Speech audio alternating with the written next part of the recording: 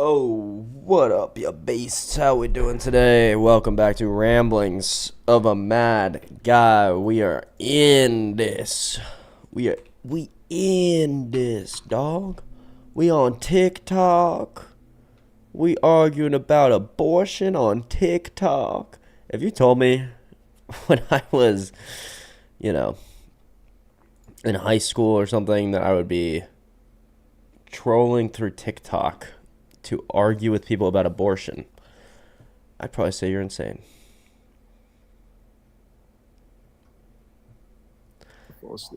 But here we It are. is boring, but no, it's not boring actually. I think politics is harder than philosophy, like way harder. No, it's No, it's not. It's like engineering is definitely It's harder not. than science. Politics is ABC compared to philosophy, bro. Read Well, just politics just is read No, a just it's, standard, it's bro. Read practical standard. application of philosophy. That's hard. philosophy. That's Philosophy. like engineering. I don't even know. I don't even know what it means to compare. What are these guys You talking understand about? politics? What's and going on encompassed here? under philosophy? It's just a type of Yeah, philosophy. I agree. Yeah, it's just a hard. So like, we could have a theory of gravity. That's gonna be a lot easier to me than like getting an actual rocket into space. I think that's just substantially harder. You think a theory of Okay, we'll come back to the brain rot TikTok abortion debates in a second, but I have a video. Let's get us primed. Let's get our minds sort of ready for this conversation, because it's not the easiest what's going on here? I'm on the wrong account. Oh, I'm on the wrong account. That explains it. A whole litany of stuff. This is a great video. We don't want to just be talking in an echo chamber here. We don't want to be, But I'm excited to help you expand your perspective. regardless of what you think about the issue. Wait, In listen to support how of she... legal abortion. We've gone back and forth on TikTok and Twitter and MySpace and all sorts of social media platforms. So we thought, let's just have her on the show and discuss the issue. Bronte, thank you so much for coming on. Hi, Michael. I can't say that it's a pleasure, but I'm excited to help you expand your perspective. Well, that's Did you hear how rude and holier than thou is that kind of? Well, I can't say it's a pleasure, even though you're having me on your giant, internet show to give me exposure or whatever. But I'm not grateful. I wonder if she has great gratitude for anything. Because if not this, then what would you be grateful for? But I'm excited to expand your perspective, you troglodyte. I'm excited to turn you into an ubermensch like me, who's enlightened and knows the truth that killing babies is right. It's very kind of you to do that. So, Bronte, before we get to the issue of abortion itself, which I suspect we will get to, I guess we have to get to this issue that Anna Kasparian raised and that is really at the heart of this Supreme Court decision in the past week of the news cycle. Namely, does the Constitution enshrine a right to abortion? It seems very difficult to argue that it does. One, because I don't see that right anywhere. The judges who decided that there was a right in 1973, a right that previously had never been acknowledged in the Constitution, they said that it was found within the emanations and the penumbras, and they couldn't quite point to exactly where it was, but hey, anyway, it's there. Then you had Planned Parenthood v. Casey in the early 1990s, which actually overruled part of Roe versus Wade, at least in the argument for why we needed legal abortion, but nevertheless upheld legal abortion, and it was all kind of just a big jumbled mess. So is it your position that the Constitution provides for some heretofore invisible right to an abortion, regardless of what you think about the issue? It is my opinion that we have a right to privacy, and abortion is a medical procedure, and the right to privacy does extend to the discussions between a patient and a medical provider. Okay, but What? The question was, is abortion sorry, let me restart. The question was, is abortion constitutional? As in, can we find it in the Constitution? Bronte says, well, we have a right to privacy. Therefore, abortion? Therefore, murder? Like, if I murder someone, I don't have the right to privacy regarding the murder. You know, like the cops can get a search warrant, they can find the knife, they can come into my house and see the blood on the, you know, on the kitchen floor. You know, like, what is this? There's no privacy for like serious crimes. You know what I mean? So that's obviously a non-answer, a non sequitur answer to the question. But I could have a right to privacy with my mafia capo, and we could decide to whack my political enemy. And I guess those conversations would be private. I don't think there is some generalized right to privacy in the Constitution. But even if even that, is there the right to privacy in the Constitution? I don't think that's even a thing, to be honest. Somewhat, but obviously that gets trampled on, or the Patriot Act just takes that out. You know. They were, that would have no bearing on the life of the person that we're going to kill, right? Well, the discussion between you and your mafia friend is very different from a discussion between a patient and a medical provider. We have laws that protect patient privacy for this exact. You're both trying to whack somebody. You're both trying to make somebody sleep with the fishes. Isn't that funny that, like, doctors, I quote doctors, like abortion doctors aren't really doctors. They're kind of just like, yeah, you got to go and you got to get the degree and stuff. But then what you decide to do with your life is just like execute. You become like an executioner, right? You kind of become like a hitman for teenage pregnancy. You become a hitman for like freshmen.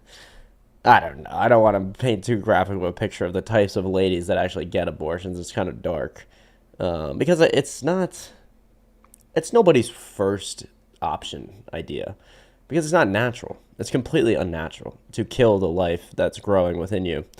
But people like Bronte, it sounds like some kind of like villain, some kind of French villain in a Disney movie. Bronte, the baby killer. She sees it as some kind of medical procedure. But it's not very medical at all. It's certainly not a life-saving medical procedure. If my stats are right, more people die from abortions than complications due to pregnancy, by a lot. Especially if you were trying to save women, make them healthier, and certainly make them happier, you would make abortions illegal. So if your goal is not to save women, then what are we doing here?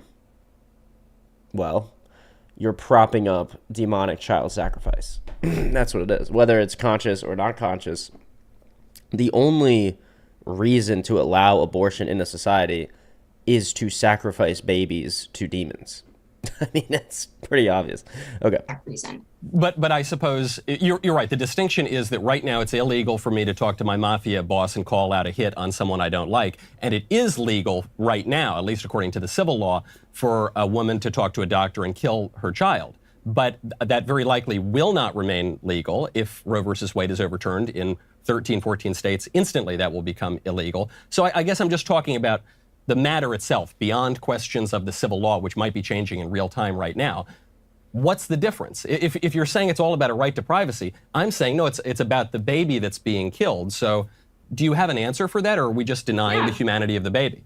No, absolutely. So when you put up a scenario of trying to put out a hit with the mafia, you are talking about murdering a born, living, conscious, sentient, autonomous person. When we talk about abortion, we are talking about ending a... What if the mafia wants to take out a guy with like MS who isn't, or in a coma, who isn't sentient?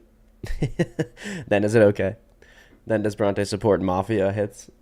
Non-autonomous life. You do not have the right to bodily autonomy if you are not autonomous. And if you are a fetus prior to the limit of... That just can't be true. You don't have the right to bodily autonomy if you are not autonomous. You know, I was spending the last month or so while I wasn't streaming, I was in the hospital in the acute rehabilitation ward, not for myself, visiting people. And it's mostly old people who have had strokes and like serious, you know, kind of crippling diseases or just afflictions, you know, paralysis, stuff like that. Those people aren't autonomous. They actually would not survive if not for nurses and other people to help them. So according to Bronte's, Dr. Bronte's opinion, you can actually just kill those people and be completely moral. There's no moral culpability. You can walk into that hospital, and I don't want to get too graphic, but pull a joker, walk away, pull a joker at the hospital, and actually you've done nothing wrong. Isn't that funny? Isn't that interesting? Liability, you do not have autonomy. Therefore, you do not have the right to bodily autonomy. This is a great point. You reside inside of the body of an autonomous person, and the right to bodily autonomy allows you to refuse to use your body to support the life of another person. So this is a precise and important point you've made. You've acknowledged that abortion ends a life, but you've said, those were your exact words, you just said that the life is not autonomous. Would you say that a 2-day-old post-birth baby is autonomous? It has bodily autonomy, and its body system is able to function autonomously. Yes. What? The baby can feed itself? You are trying to get to the Yeah, it doesn't have bodily autonomy. It can't even lift its hand to its mouth to do it or anything, much less like actual autonomy, like mental autonomy or something.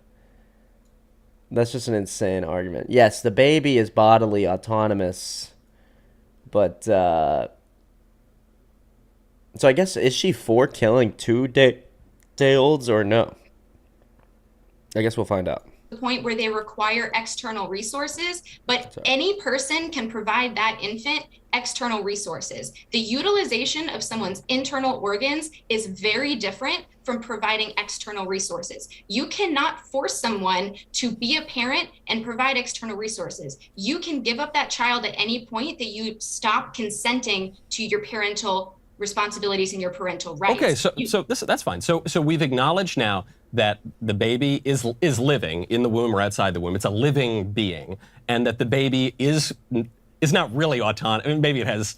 It's not attached by an umbilical cord, but it certainly doesn't have autonomy when it's 2 days old. It needs to eat. It needs everything taken care of for it. What you're saying is, though, once the umbilical cord has been severed, the baby can be taken care of by someone else. So then my question is, why would we not merely encourage adoption? If the mother feels she can't take care of the baby, why not just give up the baby for adoption rather than killing the baby in the womb? Exactly. Because pregnancy. Because that would actually take like 9 whole months out of my life. Like, how would I get a promotion? Like, how would I ever finish sophomore year of college if I didn't have 9 months uninterrupted? Like, that would just be such a bummer, man. Like, if I had to give birth to the baby that I conceived in my stomach by a choice that I made. Come on, dude. You're being so unchill. This is not chill, Michael. To make me carry the consequences of my actions and deliver it, the human life. It's a great point. It's a great point. Because people say, like, oh, what's going to be the quality of the child? What's the quality of life of this child born to a mother in poverty? By the way, so, like, classist. I don't know what the word is.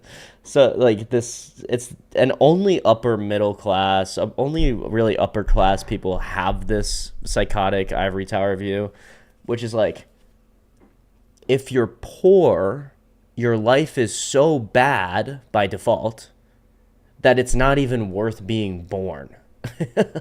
That's what they all say about abortion. I used to say it. That's how I know. That's how I know it's an argument that's actually used, because it got me when I was all subjectivist, relativist, idiot. They say, well, poor people's lives are not worth living. That's the fundamental claim behind most abortion advocates, because they say, oh, well, this woman isn't ready to have a child. Well, if she were rich, obviously she'd be ready to have a child. She could have a nanny and all the things they have that they think they can't do without when they make these crazy claims. A house and a nanny and stuff. So they go, well, the woman's not ready for the child, so it'd be better for us to kill it. Sorry? So what if the woman's not ready for the child? Or the man, or whatever? First of all, the real answer to this is to promote chastity and marriage. Like, that's the actual answer. I'm not trying to be, cold to people who have been especially tricked by the culture to be promiscuous and tricked by college culture to, like, go to a bunch of frat parties and get fucked all the time or whatever. Excuse my language. I'm saying people should not have sex and they should get married. And then they should have children within a marriage. And then you never even have to worry about the abortion problem, and you will be ready. But the elitist perspective is that, well, so many people are having children out of wedlock, and so many poor people are having children out of wedlock, that these children's lives are worth less than their, 9 months of, like, freedom? Well, if I have this life that is growing within me, if I allow it to live, this unique individual human being, then I might have to miss my exam. Oh, what if I miss my English exam because a human being is growing within me? That's how silly it is. That's how these people actually think. Like, my English, but what if I don't get to go to spring break in Myrtle Beach? What if I have a child and I don't get to go to Myrtle Beach? Crazy. In itself is a very serious medical condition that has physical, mental, emotional, and financial burdens for the pregnant person. There it is. Yep. That's exactly physical, financial, and emotional. That's exactly what I'm talking about right here. Physical, okay, fine. It's tough to have a baby. I get that. It is tough. But it's natural. It's what you're built for. We have medicine. We have doctors.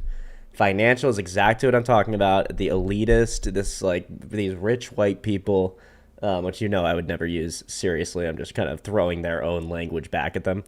But these rich white people that have enough money to go to Harvard and get a PhD and all this shit, because they're the only ones that say this, telling poor people their lives are so bad they're not worth living. What's next after abortion? Do you actually advocate for unalivement of self? I hate censorship, by the way. This is just insane. I have to say that. Unalivement of self. If you love abortion so much because it's hard to be poor, because a poor child can't possibly have a good life, apparently, according to these elitist upper-class snobs, then why don't you just advocate for no poor people having a life? Like, why is it better to be 35 and poor versus 3 and poor? If it sucks intrinsically so much that you can kill people to prevent them from being born into a poor family. Anyway, you get the point. And then what'd you say? Financial and emotional, right? The whole, I can't, but I'll get anxiety. To force a person to endure that experience against their will is simply immoral, and it's belittling the experience that pregnancy is. Well, so when you say against their will, what you're referring to cases of rape, basically, right? No, because when you engage in sex, you are engaging in an act of the will, the consequence of which is, historically speaking, always pregnancy. Mm-hmm. Correct, but when you consent to sex, you're not consenting to pregnancy. You are consenting to the possibility of pregnancy. But you can think of it like this. When you consent to shooting a guy with a gun, you're not consenting to murder. You're consenting to the possibility of murder, is what she said. You understand the difference between consensual sex and sexual assault. You should then understand the difference between wanted pregnancy and unwanted pregnancy. Technically, physically, they are the same thing. But when your body is being used against your will and without your consent, those are very different experiences for the person. It's so, like, crazy. She goes, when your body is being used against your will. Think about that. She's not talking about an unwanted pregnancy resulting from primarily consensual sex, right? So the person that's using your body against your will is a little tiny baby. A little tiny baby is like an evil dictator of your body. It doesn't even have a choice. You brought it into the world. You did the thing. And again, of course, I'm talking about a consensual sexual, union that leads to conception. It's a different conversation. It's a more difficult conversation. when you talk about rape. Obviously, there's something else going on there. But she's not talking about that. She's saying your body has been like abducted as if it's like an alien by the baby that you chose to have. Okay. Like, it's just crazy. Like, you have to paint the baby as some kind of evil dictator for this to make any sort of sense, to cohere together at all. Which just shows how absurd and ludicrous abortion is. It's hard to see that so many people are bought into it as like a normal thing, including myself. So, but Bronte, you've just acknowledged that when you consent to sex, you are consenting to the possibility of pregnancy. So there you have it. There you are. You have consented to that. Now, you might not want to become pregnant. You might want to use all sorts of contraceptives and things like that. But surely, I mean, you've just said it yourself. You are consenting to that possibility. And so now you're telling me that if one wants to then withdraw one's consent because one doesn't want to be uncomfortable for some matter of months, you're saying that the better alternative is to just kill the baby whom you have acknowledged is alive? First of all, calling pregnancy simply discomfort is belittling the experience. But you can also think it's like beautiful and miraculous too, but it's also uncomfortable. Says the white man who will never experience it. Well, but you can think of it, no. White man. I know I did that earlier, but I was making fun of them. What does being white have to do with being a man who will never experience abortion? And I'll tell you, I actually know. I'm not actually confused about this. It's one giant package. It all goes together. Race-based politics and hatred, DEI, all that stuff. Abortion, communism, what else? Let's just take those three. There's other things that come in. Globalism. There's other things that come into play. But it's all one package. And the package, the return address is hell. And the shipping address is the minds of men, right? So you get this package, directly from hell, shipped to the minds of men. And what it's meant to do is destabilize society, to make us hate rather than love. Well, what's the ultimate form of hatred? Or what's the ultimate, outflowing of hatred or manifestation of hatred? Well, probably something like murder, right? I think murder would probably be the most, kind of the pinnacle of how to hate. Well, actually, you might be able to go a little bit further. What's even worse, what's even more antithetical to our nature than killing our fellow man? How about killing little babies? I mean, there's a reason. Hold on. See, even Charlie knows it's insane. Right, Char? Isn't it insane to kill babies? Would you ever kill a baby, Charlie? No, you wouldn't. You wouldn't kill a baby. Get down. What was I talking about? I don't even know. That's why it's always in the Bible multiple times, especially in the Old Testament. I guess they kind of got rid of, I guess people kind of wised up. Maybe the Romans weren't this depraved. Maybe the Romans weren't even as depraved as we are today. That it doesn't come up in the New Testament all that much. But Moloch and Baal, they always want child sacrifice. So I'm not just being crazy, boomer evangelical saying everything's demons and this and that. It's true. There are evil. Our battle is with principalities, right? Things higher than us. There's a spiritual warfare happening on a plane that we can't perceive directly. We just see the effects of it. And so what do demons want? They just want us to kill babies all day, every day. That's their favorite thing, right? Because it's the pinnacle of hatred. So I don't even know how I got on that. Well, there was probably some point, but I just ended up rambling. But hey, ramblings of a mad guy. Welcome back, everybody. Oh, so I thought that can men become pregnant or no? If you have a uterus, A man with a uterus can. Uterus, Michael. So I could. Did he ask if he could become pregnant? Dude, you have a uterus, Michael? Look, she thinks she like owned him. Look at this little like smirk. She thinks she owned Michael. If you don't have a uterus, then you're not the men that we're Well, talking look, I'm about. not a biologist, so I'm not sure if I'll become pregnant. I do have a little emoji that tells me that these days men can become pregnant. That's funny. Regardless of that, if you're talking about non-consensual sex, what percentage of pregnancies arise from rape, incest, or involve a threat to the life of the mother? Well, it's hard to say because about 3/4 of sexual assault go unreported. So any statistic that I would give to you is going to be inherently inaccurate. I'll give you a statistic from the most left-wing source I can give, the Guttmacher Institute. It's the think tank for Planned Parenthood. Less than 1% of abortions take place because of rape. That's an important source-ing. That's an important source of his source. Let's look at the Guttmacher Institute. It's what Planned Parenthood, which is like kind of the arm of the devil on earth, right? One of them, uses themselves to push the lie that abortion is necessary and useful and healthy and all this stuff. They use this think tank, family planning, gaps, investment, economic returns. You want to invest in your family? Just kill them. Oh my God, you'll save so much money if you just kill your family. Oh, it's so great. Can you imagine how much money you'd save if you kill your family? Yeah, expand reproductive rights. So that's the stat. Less than 1%.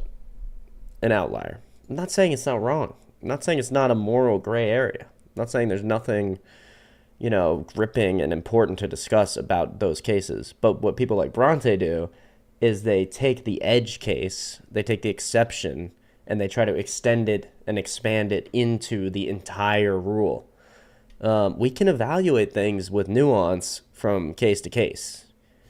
But it's just like when you make these sweeping rules for everybody, 99% of abortions are used as birth control. Horrendous.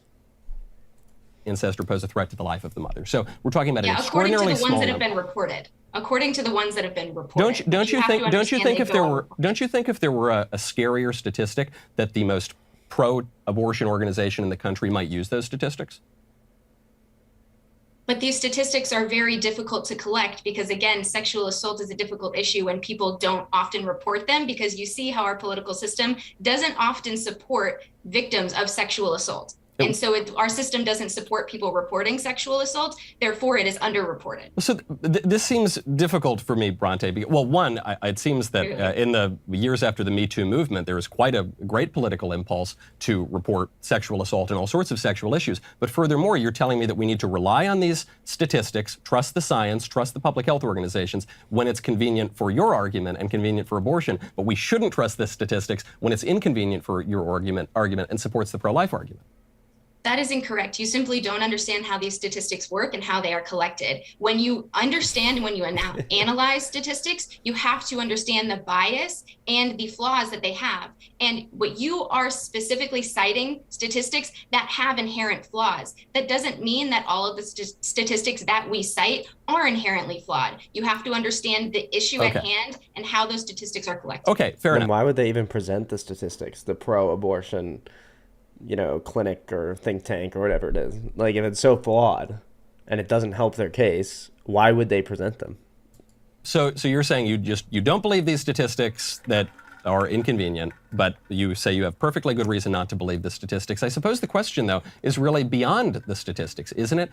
If you are acknowledging, Bronte, that the baby is alive, if you are acknowledging that the baby could be given up for adoption, if you are acknowledging that instances of rape are, I think we can acknowledge they're quite rare, at least when we're talking about, even if you dispute some of the statistics, they're the exception, not the rule. If you are acknowledging all sorts of, if you are acknowledging the relatively low maternal mortality rate, if you are acknowledging the advancements in science, if you are acknowledging that very, very few women die every year from illegal abortions and all sorts of the other scare statistics that come out, if you're acknowledging all of those numbers, even beyond that, don't we still have the fact of the baby? Don't we still have the non-utilitarian, non-statistical, simple fact that you're talking about a living human being? No. So first off, you said that we have a low mortality No. rate, which Yeah. actually we have one of the highest maternal mortality rates amongst all of the developed countries. But it's- Oh, wow, really? Do you? So not answering the question. So back to some other retarded statistic. We have the highest maternal mortality rate versus all the other developed countries. Okay, so our healthcare system sucks. What does that have to do with killing a baby? I don't understand. What does that have to do with ending the life of a child? On purpose, by the way, not by accident. It's one thing if our healthcare system sucks so bad that all our kids are dying, but this is a purposeful, execution, genocide. So basically, ignore the question. Go back to useless statistics. Also, what are developed countries? How about we compare our maternal mortality rates in this country from today to like just 100 years ago? I bet it's night and day. Or here versus, I don't know, Rwanda. Like we're doing pretty good. I don't think any of that justifies killing children. It's also a non sequitur. It has nothing to do with whether you should be allowed to and encouraged to commit murder. Duh. It's still quite low. What is the maternal mortality rate according to the CDC? I don't know it off the top of my head. I simply 20 out know of that 20 out of 100,000, and that includes communities That's that a lot. do not have very good public health outcomes because of various behaviors and pathologies in the community. So it's relatively Right. quite low. How many women died from illegal abortion the year before Roe versus Wade? I'm not sure, but that's besides the point. 39 women. How You'd many women think died you'd from know. legal abortion the year before Roe versus Wade? I think what you're 24 women. misunderstanding is that death is not the only negative outcome of pregnancy. Just because you Oh. don't die does not mean that your life and your body is not impacted for the rest of your life. Because a lot of people are left with chronic pain and your body is functionally and structurally altered. And so I mean, do I even have to say? She's like, well, what if I don't look good in my yoga pants? Well, what if I have a child and I don't look good in my yoga pants? I should be able to kill it. That's the argument. The yoga pants fallacy. If I don't look good in my yoga pants, then I should be able to kill a baby. Makes sense to me. It's adding up to me. The yoga pants. I haven't heard the yoga pants argument in a long time.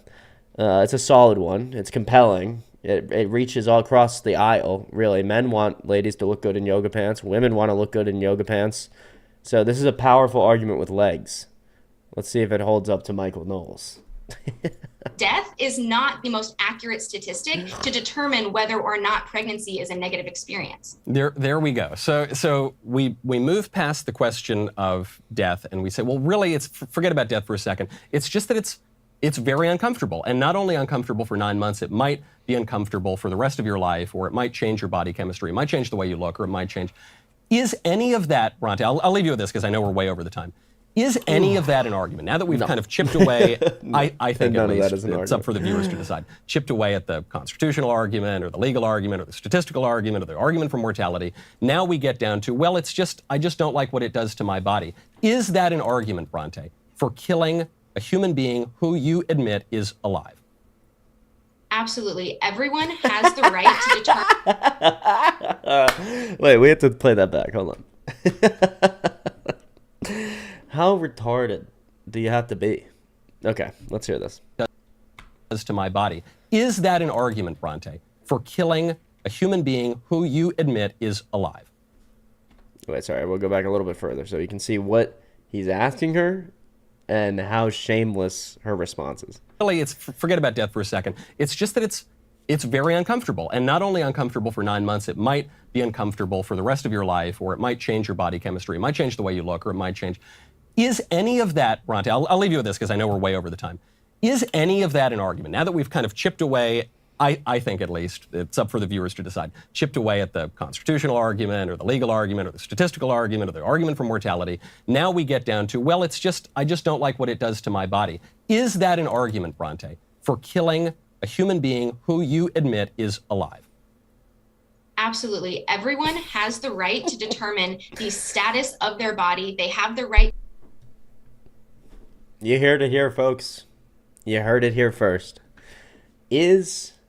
I don't like that I get fat after I'm pregnant, an argument for killing a child whom you admit is a living human baby without missing a beat? Absolutely. Absolutely. If I don't look good in my yoga pants, I should be able to kill people. Huh? In the famous words of Jesse Lee Peterson. I know, it's kind of quiet. I got to fix that. But what the... I haven't heard that argument, to be fair. I've heard the legal, the statistical, all the rest. I have not heard the argument, I won't look good in jeans.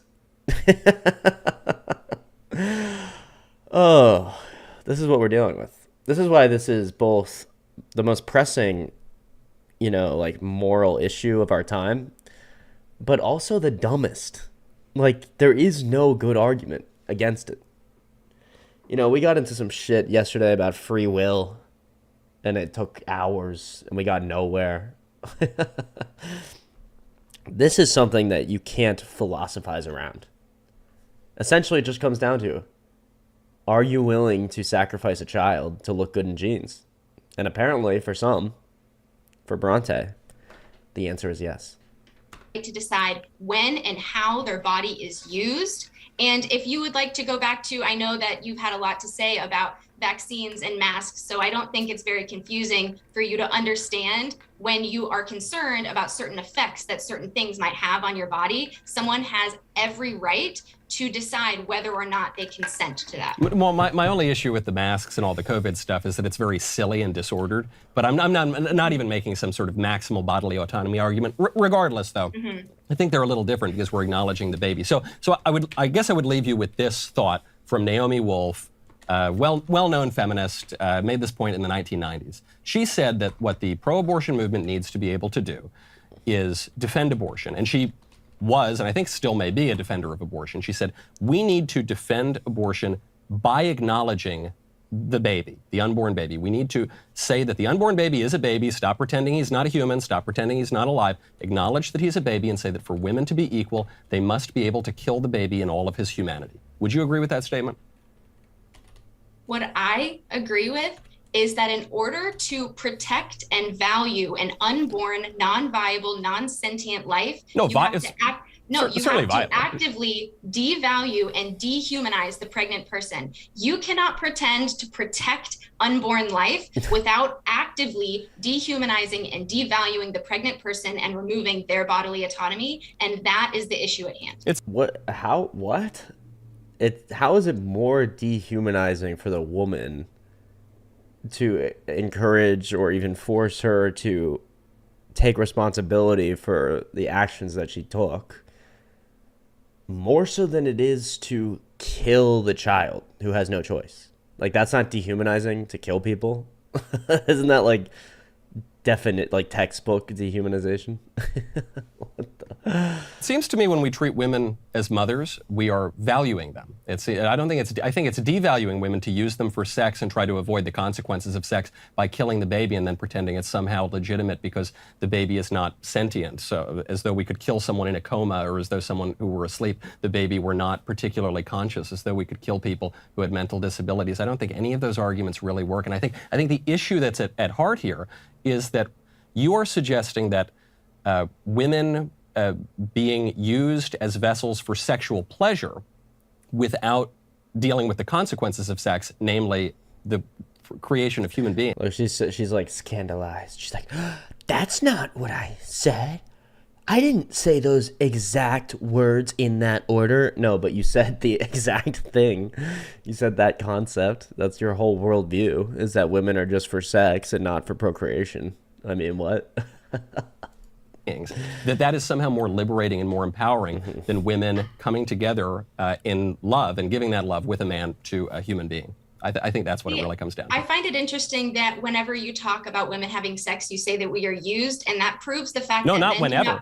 Right. Only in your version of it. Not in. No. I don't think women should be used for sexual pleasure. Incorrect. It seems like men still believe that sex is something that they do to women and not. No. You must have misheard me, Bronte. That's the exact opposite of what he said.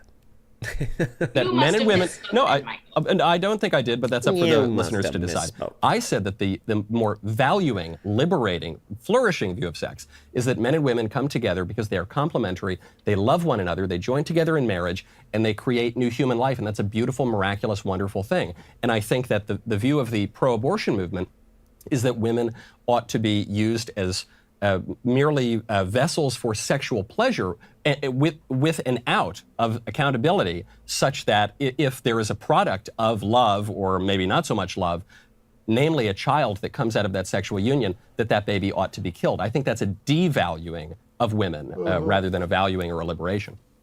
Minimizing women's value to the role of motherhood is simply misogynistic. Minimizing, I think that's maximizing. Yeah, that's a maximization. Minimizing the role of women to the minimizing the value of women to the role of sex toy.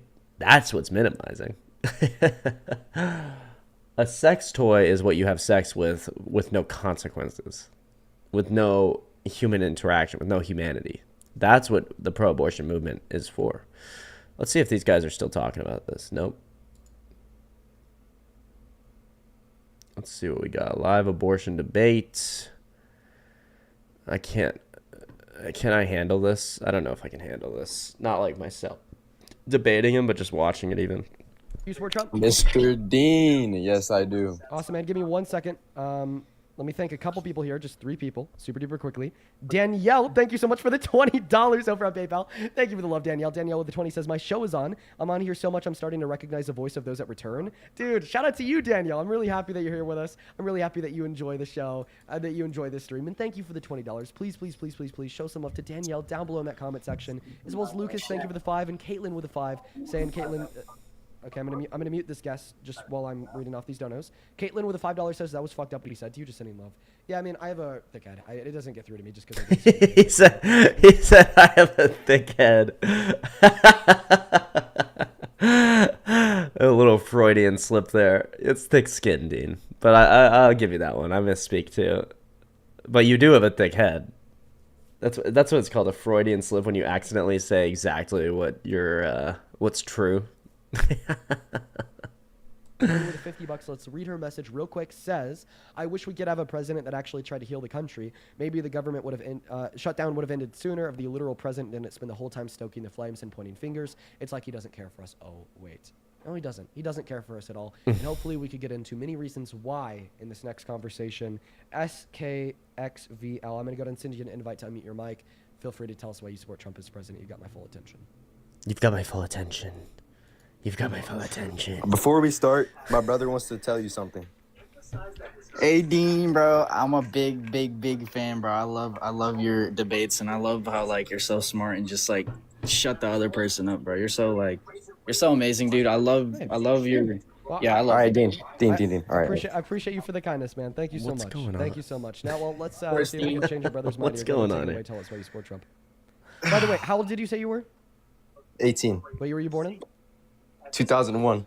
Okay, all right. Chat, thank you so much for letting me know. Appreciate you guys. Let's go to move on to the next guest, guys. Only opposite side of that cue. If you happen to support Trump, I mean, still yet. W brother. Because all right, 2001 Berkeley, doesn't thank make you so him much for the 18. $1 Is over that on what it Venmo. is? So sorry that you have to endure such terrible things on live. Berkeley, I don't know. Yeah, I mean, obviously, right, we need to hold people accountable for the terrible things that they say, but it's, like, it doesn't really impact me too much just because I expect it. What's up, D-Sport Trump? I'm hard while looking at you. Okay, and we're going to go and get them now out of here. Moving on to the next guest. Not us. Only up inside of that queue. If you support Trump as president, we'll get you up into the live to hopefully have a conversation with us. Make sure that we're following the rules. If you want to support me in the work that we do here, you can find my Venmo, my PayPal, and the link to my bio and TikTok. And in the Damn, I can't watch this. This is crazy. It's too much, like, talking. It's so much talking. All right, we got allegedly Ian on God Isn't Real. I'm kind of looking for an abortion debate, to be honest. Not really a God debate right now. Although those are fun. Debate a vegan. This could be interesting.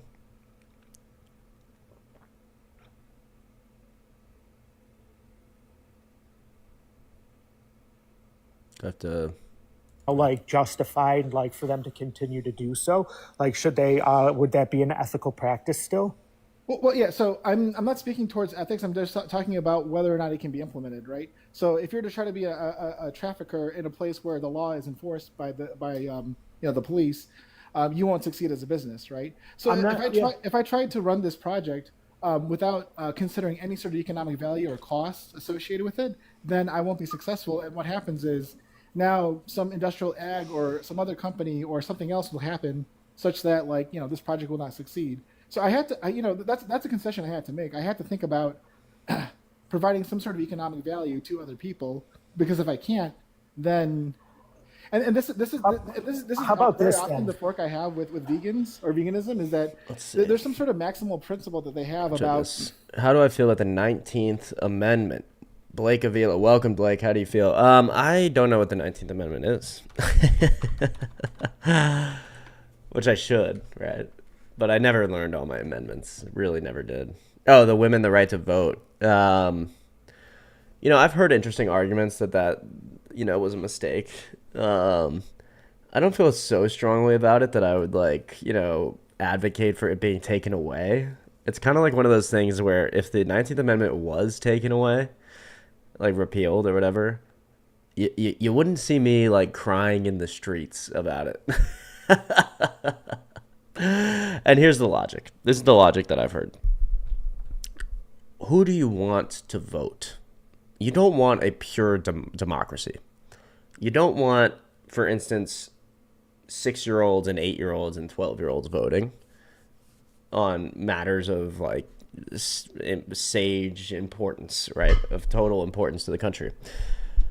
Who do you want to vote? You want people who have a vested interest and in the country and in the success of the country, and also somewhat of a knowledge about how it runs and how to make it better, right?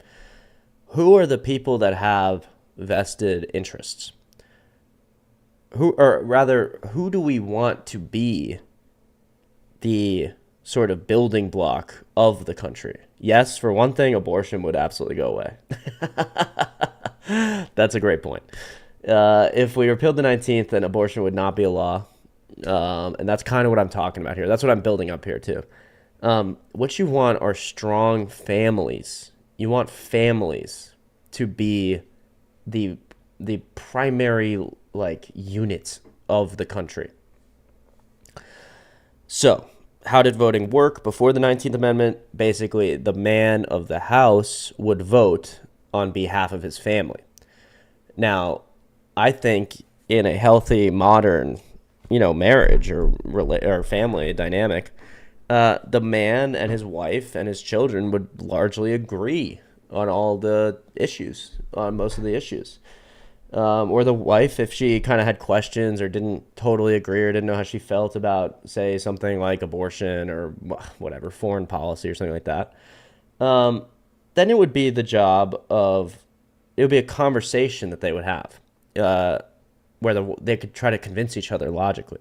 But if she couldn't convince her husband logically, well, then the husband is going to vote according to what he sees as being good for the family. That's the ideal world. The reason we have abortion and the reason we have just rampant, social programs and just effeminate stuff going on. Our country has been completely feminized, the entire left wing, you see this. I mean, we were just watching Dean Withers. It's the most effeminate sort of defenders of the left. It's all women who have also been propagandized and lied to about this feminism. Feminism is going to save the modern woman. You need to be a CEO, girl boss, queen. Go off, queen. Get your bread, queen. Get your bread and you'll be happy. Well, what happens? No, they're not happy. In fact, the only people who are happy are people who are married to a husband who is a leader, who they can, look up to, who can support them, take care of them, give them children, take care of the children, teach the children lessons and morals and things. So, am I going to be out there with a sign, repeal the 19th Amendment? Am I going to make that a central thing for me? No, I think we're we're almost too far gone. There's too many single women roaming around. Too many college girls and whatever that have no interest in being a wife or having a family. And if we repeal the 19th Amendment, it's just going to be like soy boys doing civil war, right, on behalf of their simp queens. So we need to fix the country first. And honestly, if we fix the country, then you don't even need to repeal the 19th Amendment. It'll be fine. If you fix the country by encouraging marriage, encouraging a traditional, God-centered lifestyle, then you don't really have to worry about repealing the 19th, because women will be led by a man who, knows that abortion is wrong or something, or that or that SSRIs are useless, right? That's another propaganda thing that Blake mentioned in the chat there, the SSRI thing. Yeah, that's part of it too, right? If you medicate the whole country and they can't think for themselves and they can't think clearly, then they'll vote for all sorts of globalist garbage that just destroys society, that rips it apart at the seams.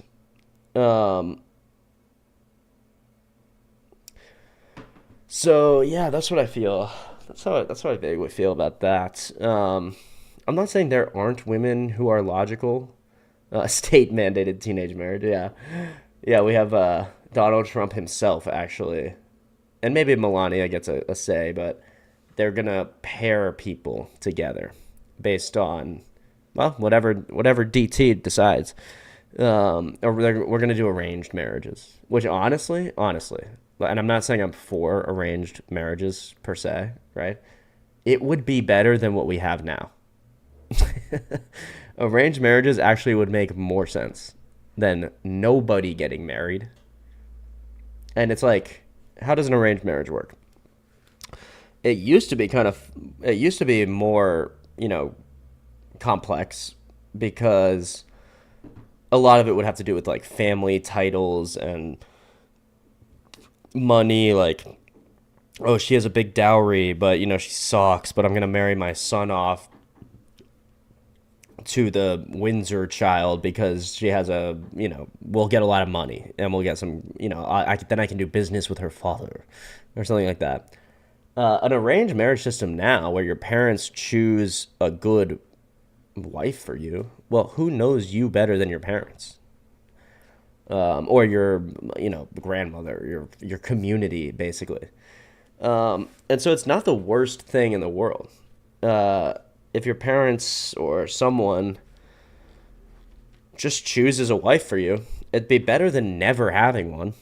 It'd be better than this antinatalism, like, why don't you go? Guys, this is what we were told by the government. The worse your wife is, the more opportunities you have to love her. Oh, that's sweet, Blake. That's very sweet. I mean, I'm not saying go off and get married to whatever, like, troll under the bridge you can find. That's not what I'm saying. But I do appreciate that is a nice sentiment, up to a certain point. Well, she can be bad enough that the love gets kind of negated or sucked up into a black hole. But in general, that's a nice sentiment. What was I going to say? I don't even remember. I don't even know. I think we should have Donald Trump do arranged marriages for all of us. Whatchamacallit. You know what I'm saying? Yeah. Yeah. I don't know. If you have to ask me why going against morals is wrong, I don't think you're capable of moral reasoning. Yeah, if you really think that, then I would argue that you might be, a psychopath when you, I don't know, is it psychopath or what's the other one where you don't have any empathy? Okay, I'm about to call into these people because this is kind of funny. I've never thought about arguing the vegan, but I just thought of an angle. So I gotta find them. Universe. Oop. Okay. Oh shit, dude. I wish I could, what is going on, dude? TikTok's so confusing. Okay, live debate vegan. Realm of lack of Uh, what-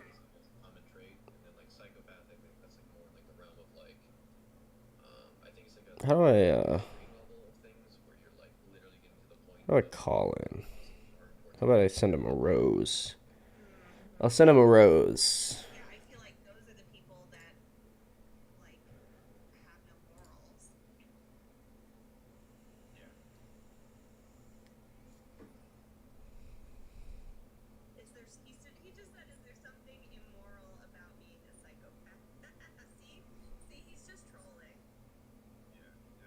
Okay, 6 viewers are requesting. So I don't know if I'm going to make it in. We'll see. Let's bring up someone else. Let's see if I make it.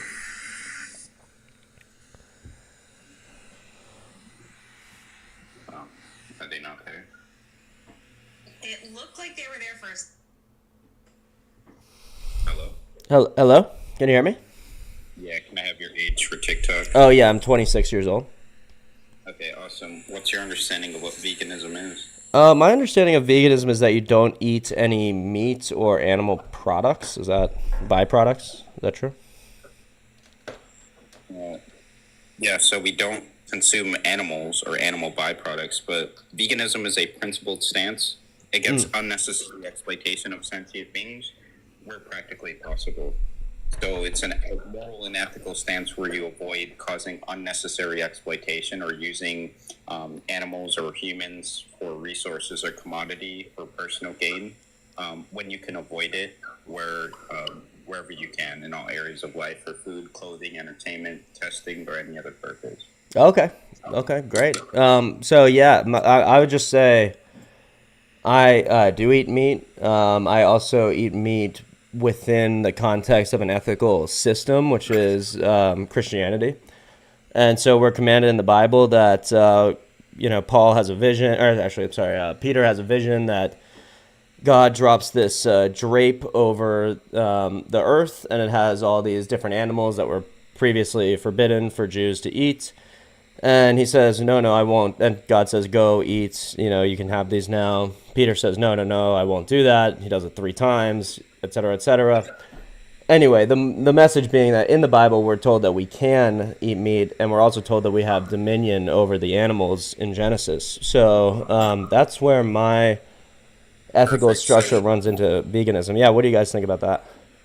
Yeah, so perfect. Are you implying divine command theory? Well, it kind of depends on what you mean by that. I mean, I believe that morality and goodness itself, it stems from God's nature as being perfectly good. So. Perfect. So did God create these animals in all things as they were good? Yes, he did.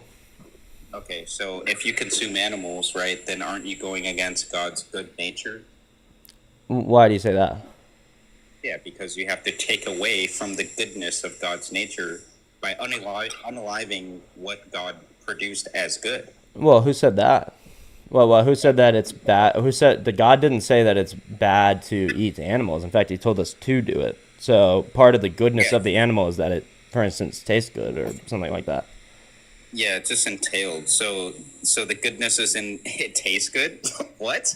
Okay, let's just go back, right? So you are saying divine command theory. So if it is the case that God put these animals on the earth to consume, especially in the case where we don't have access to other options and like it's completely necessary, I'm just going to say this is a is-ought fallacy. Just because God created the animals and put them on earth to consume doesn't in fact necessarily follow that we have to consume them, especially if we have access to other options. Oh, no. Yeah, you don't have to. I mean, so for instance, we fast as well in the church and don't eat any meat on Wednesdays and Fridays. And it is a vegan. You really don't have any animal byproducts except maybe honey. I think you can have, which I guess you guys would not. Or how does honey fall into this? It's an animal product. So Okay, so you don't do it. Gotcha. So I'm not saying everyone has to eat meat. I'm just saying we're not prohibited morally from doing that. Okay, well, neither are you prohibited morally from not involving yourself in slavery either. Or no, I am. I am prohibited morally from that. Oh, Okay, how so? It's prescribed in the Bible, and I'm No, no, assuming no, no, no, no. Because we're prohibited by so is the the Bible. So is the Bible prescriptive or descriptive? both. Okay, so you only like pick and choose which one is prescriptive and which No. one. Well, you pick and choose based on the context and the tradition and the actual reading. I mean, yeah, just like you do with any book. Is Harry Potter prescriptive or descriptive? Like, I don't know, both, neither, one or the other. It's kind of like depends on the context. Harry Potter is not being claimed as being a prescriptive book, Yeah. right? And you are saying the Bible is a prescriptive book. So, Yes.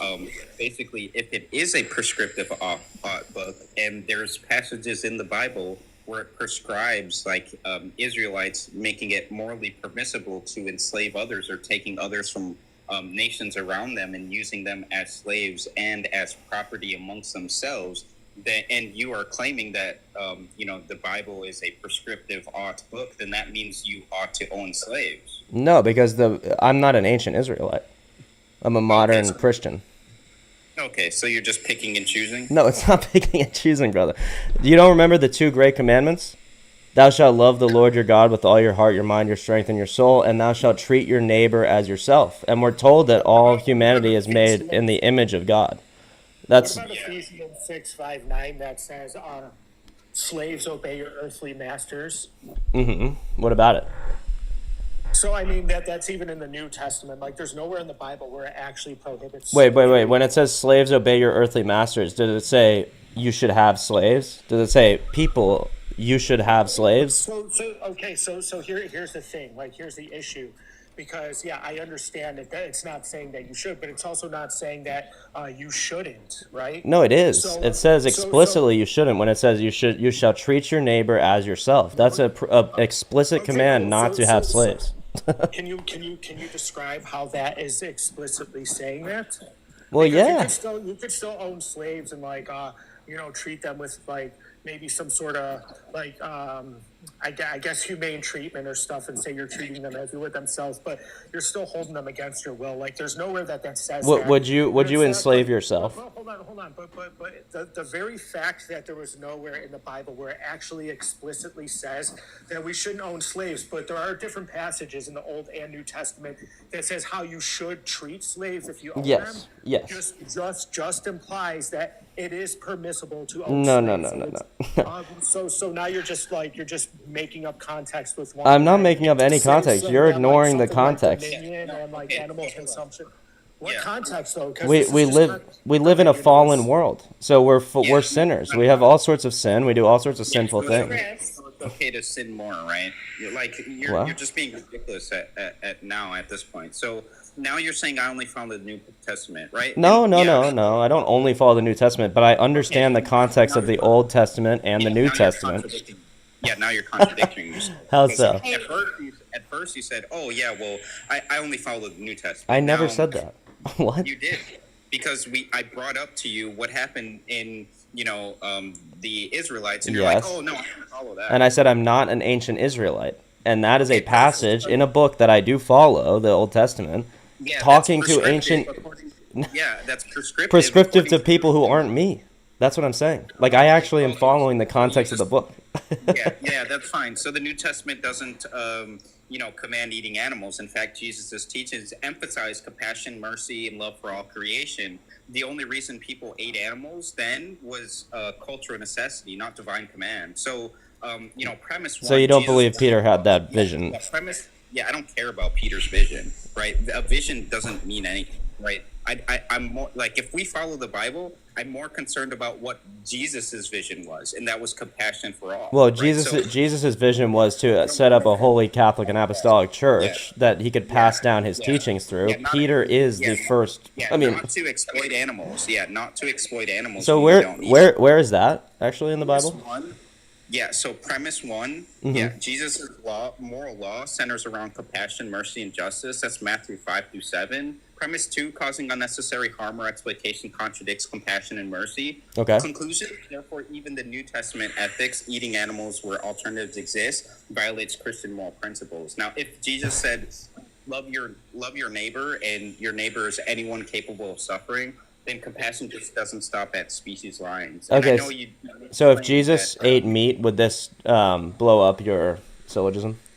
yeah, you can't prove Jesus ate meat. Well, you can't prove he didn't. But also we would assume that he did because he was a traditional Jew, first century Jew who ate, and they ate meat. So, I mean, what? Yeah, you can't prove Jesus ate meat. Your whole claim hinges on, well, if Jesus ate meat, then it's morally permissible. But that doesn't even follow because you can't even prove that Jesus ate meat. That's begging the question. Okay, fair enough. I also would disagree with your... So, can you repeat the second premise of the syllogism again? Yeah, causing unnecessary harm or exploitation contradicts compassion and mercy. Okay, yeah, I would just have to ask for an expansion on unnecessary. What do you mean by that? It's not necessary or required when it's not essential for human survival. Okay. So you're saying that anytime you eat meat, it is unnecessary. Like, it's not... And that's because there's so many alternatives and, and vegetables and things like that. Okay, that's interesting. I like this syllogism. So I do think it misunderstands Christian ethics, Christian ethical system. So our ethic is not picking and choosing from just random verses in the book and saying like, oh, Jesus is generally... well, okay, can I finish? That's Jesus... exactly what you're doing. Okay, but I'm telling you, if I'm doing that, then I'm being a sinner. I'm doing it falsely. I don't think I've been doing that. You guys are accusing me of that, which I understand. But can I explain what our actual ethical system, how it comes about?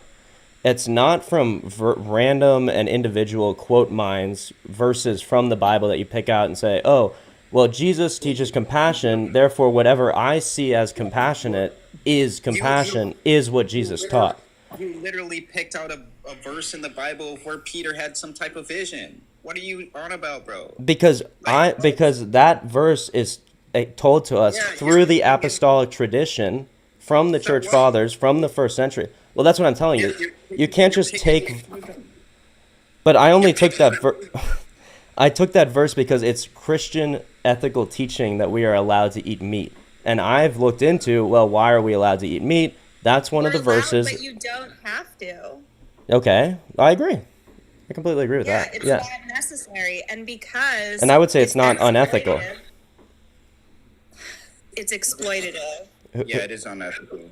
By definition. Okay, so what is your guys... You'd either have to also concede that the Bible is either inconsistent or that slavery is also a permissible practice. Well, I don't have to concede that. Why would I have to concede that? Because I read two passages, one from or Universe read one from the Old Testament. I cited one from the New Testament. Both instances that give instructions on how to treat your slaves, but also like how to acquire slaves. Right? Yeah, but never a prescription to own slaves, right? They never say it's good to own slaves. It never says treat. It never says it's bad. Well, it does explicitly say it's bad because you have to treat your neighbor as yourself. Would you enslave yourself? Would you submit yourself to slavery? That's why you need to concede that the Bible's inconsistent then, because the very prescription of slavery and how to keep slaves implies that is good practice of keeping slaves. No, right? Now you're saying, well, there's a different passage that doesn't even mention anything about slavery that says it makes it like not an ethical or good practice, but there's nowhere where it specifically prohibits it. But two passages where it says that it is a permissible thing as long as you go about it the right way. Nowhere does it say it's permissible as long as you go about it in the right way. It says if you are a sinner. Was that to me? The no or? No. Okay, gotcha. It's if you are a sinner, which we all are. This is at least how you should treat your slaves. But we're told it's explicit. Treat your neighbor as yourself. How do you respond to that? Would you enslave yourself? It's just an assumption that you're making. What's the assumption? Is the animals that you're consuming your neighbor or no? No. Okay, what's the morally relevant trait difference? The morally relevant trait difference between me and an animal? Yep. The fact that Adam was created special from the animals, given dominion over them and the power to name them, the authority to name them. Wait, hold on. So wait, is the trait like them lacking a soul? No, I don't. I think they might have a soul. I pray they have a soul. I'd like to see my little kitties up in heaven, Animals have the same soul as humans. According to the Bible, I can break it down through the Hebrew words. Sure, I mean that'd be interesting because I've always wondered about that. I have nothing against or for that proposition. That could I hope they do it. So I really do. I don't know about it. So Well, if they do have children, then your neighbor. no, that doesn't follow. Yeah, sorry. Go ahead. No, sorry. I'm assuming you're a fellow Catholic. No, not a Catholic. Orthodox? Yes. Okay, so you also know about the saints and everything like Mhm. that. So Yeah. Saint Clement was a disciple of Saint Peter. Have you ever read his homilies? St. Clement's homilies. No, not recently at least. No, I don't think so. Please do, because Sure, yeah. he was a big advocate against eating animals. Okay. And he also has quoted Saint Peter in his homilies. Let me find it, as saying, "I eat only bread and olives, to which I rarely add pot herbs." Mm-hmm. So Saint Peter, also Saint Matthew, didn't eat animals, and you'll know as well that there's a plethora of saints that did not eat animals. Oh, not yeah. for fasting reasons. Oh, you but think? because they not for fasting reasons, because they knew it was wrong. Because in the beginning, as you know, in Genesis, God's intention, Genesis 1:29, Mhm. was for us to only eat the seed-bearing plants and fruit. It wasn't till the fall of man, Mm-hmm. when we broke away and did what humans do and ruined everything. Yes, of course. Yeah. Right. So then also at the end of it, let me try and remember what it was. God's original plan was for us to, in the Garden of Eden, was to eat off the fruits The and fruits. the vines. And Completely and all that, agree. right? Completely And agree. then- Yeah. So then at the end in, I think it's Hosea, hold on.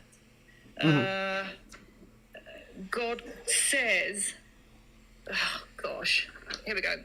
In the day, Hosea 2:18-19, in the day I will make a covenant for them with the animals of the field, the Mhm. birds of the sky, and the crawling things of the ground, and I will eliminate the bow and the sword and war from the land. Great, And yeah. will let them lie down safely. I will betroth you to me forever. Mhm. Yes, I will betroth you to me in righteousness and in justice and in favor and in compassion.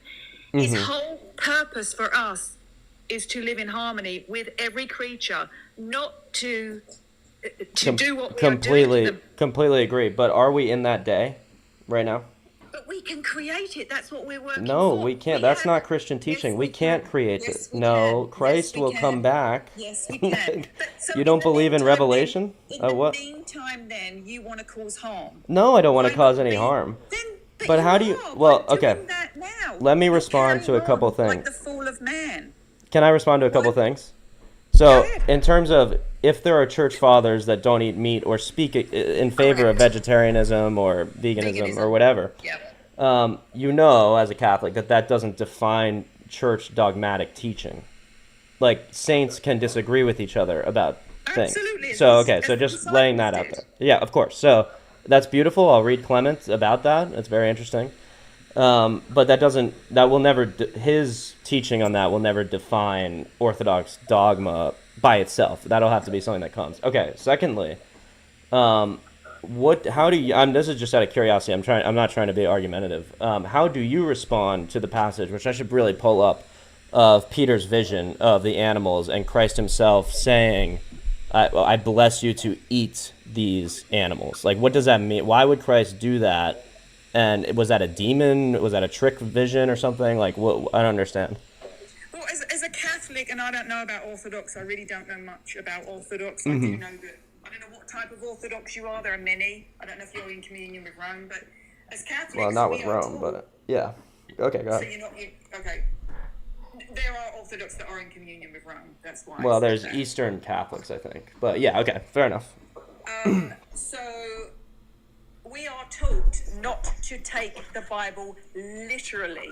Mhm. Not everything in the Bible is literal. That's what Okay. we are taught. You have to remember that we didn't have a Bible for the first 300 and Of course. No, trust me. I argue with a lot of Protestants. I know. I know that. I'm well aware of that. Yeah, exact. I completely agree. So, what is Catholic Church teaching, though? I mean, Catholics eat meat and shrimp in Lent and all that stuff. So, I'm with you on that front. Yeah, we abide by our church, our apostolic tradition. But you're not abiding by it if you're saying that everyone has to be vegetarian or vegan. Well, not vegetarian. I'm saying if you want to cause this is about causing unnecessary harm. You're probably not in a food desert, I'm assuming, right? You're not in a situation where you don't have easy access to, pasta, grains. Yep. Right. So then you're causing unnecessary suffering when you don't need to. Why would you not choose the path that causes the least destruction and harm? It's also contributing to world hunger. How are you? Well, okay, maybe, but wouldn't you say that people in food deserts shouldn't eat meat either, or is that fine? No, that's not our argument. Okay, that's fine. Necessary. Yeah. No, if somebody's out there in the middle of nowhere and they've got no choice, who are we to say, well, Yeah. no, sorry, you've got to starve to death? Yeah. No. Survival is a different matter, but the majority of people that come on TikTok, 99.9%, are not in that situation. Mm-hmm. Okay, so the also thing about that, you said he was a standard Jew. That's not true either. Jesus was an Essene Jew, and if you look up the Essene diet, they were wiped out anyway. But if you look up the Essene diet, they didn't eat of the flesh. okay, that's interesting. I never thought. I mean, well, he ate fish. He ate fish, so we know that That's for also sure. questionable. That's also questionable. There's nothing in there that actually says he did eat fish. I'm pretty sure. Well, at least it's Orthodox teaching that he actually ate the fish, because that's how we know that he has a physical body. But I can see if you don't have that view. But I'd assume that that's Catholic dogma as well. About the Essenes? No, it's not. It's not. Okay. It's heavy research. Okay. So I mean, after Pentecost and when Christ comes back to visit with the disciples for 50 days, or after his resurrection, when he eats the fish, it's Catholic teaching that he's not eating the fish. No, I just told you that. It's Okay. not Catholic teaching that he's eating anything at all. It's my research that he was an Essene. There's nothing that says, oh, he took a piece of lamb or he took a piece of fish and put it in his mouth. There is nothing that says that. Okay. What I'm saying is my research in looking deep into the scriptures and scriptures that have not been were not included in the Bible. History shows that he was an Essene Jew because of where he was from, the very poor area. They were all Essenes. They were Essene Jews in that area. Okay, and Essenes didn't eat fish. You have ever heard of the Ebionites? I've only heard it from Black Israelite guys on the boardwalk. Okay. Well, I believe they got wiped out too. Yeah. They were also plant-based. Okay. And of course, there's the Daniel diet, right? You know about the Daniel diet? Yeah, of course, know about that. Yeah, my parents were super into that back in the day. So then in Acts, and I know I'm not doing a sola scriptura thing. I'm just reading Acts just so everyone has the context here of what is in the Bible. It's very clear. I don't mean to be rude, but I'm sure that, that our gracious host here, who's wonderful, doesn't want to turn this into a religious thing. And since I'm Catholic, that's fine. That's up to her. Orthodox, Yeah. Let's probably get off of that now because we. To be fair, this is my moral argument for why we are allowed to eat meat as people. But we can go to a different thing. I mean, I'd actually be interested in where your guys' moral claims actually come from. The vegan claims. It's with you. I get it. The Catholic thing, I don't really get it, but I do kind of get it. Why you would? It's minimizing harm, right? Minimizing suffering is essentially the root of this. Totally minimized, but it's nothing to do with religion for me. It's nothing to do with that. It's about exploitation. Yeah. And I just will never ever, and I've told my priest that even if Jesus himself came to me and said to me, go slaughter that lamb, I would never do it because that's not the sort of thing that Jesus would do. That would be the devil. Oh, okay. I see what you're saying. There is nothing holy that happens in a slaughterhouse.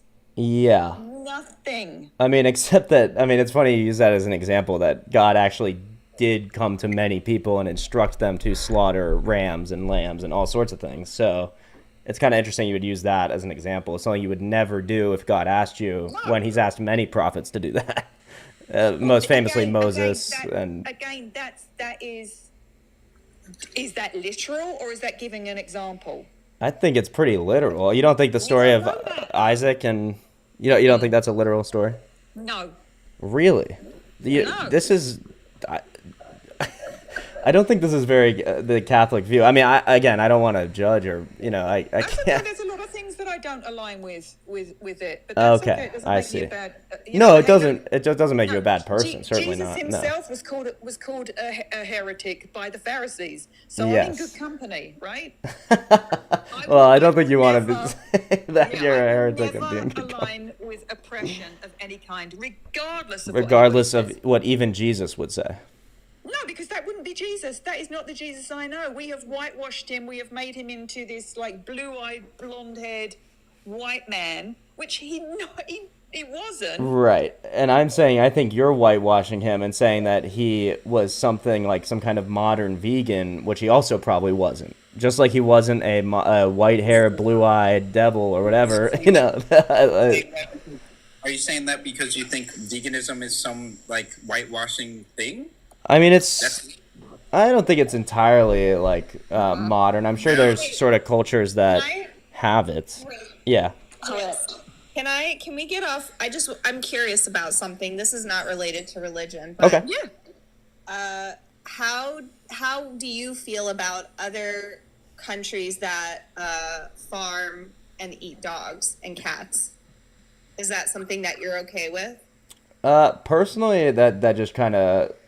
I mean, I love cats and I love dogs. So on a personal level, I'm not. I look down on that behavior. But is it objectively wrong in the eyes of God? That's something I have to consider. I don't know. Why is it that you think that it's icky to do that to dogs, but not to like pigs and cows and chickens? Like, what's the difference between those animals? Yeah, I mean, it might be the case that there isn't one. I'm just trying to follow God's moral law. So that's all I'm really interested in. If it's the case that dogs and cats... not really, because we've pointed out other things in the Bible that you don't personally practice, such as like what? The slavery thing, or for example, I reject that slavery is promoted in the Bible. I mean, it's not. Okay, go for it. The Bible also prohibits eating pork and wearing mixed textiles. So right. Are you saying that all the clothes that you have are not mixed blends of fibers? Oh, of course they are. But Christ comes down and restores a new covenant with us. And part of this new covenant in Acts 10:13, then a voice told him, "Get up, Peter, kill and eat."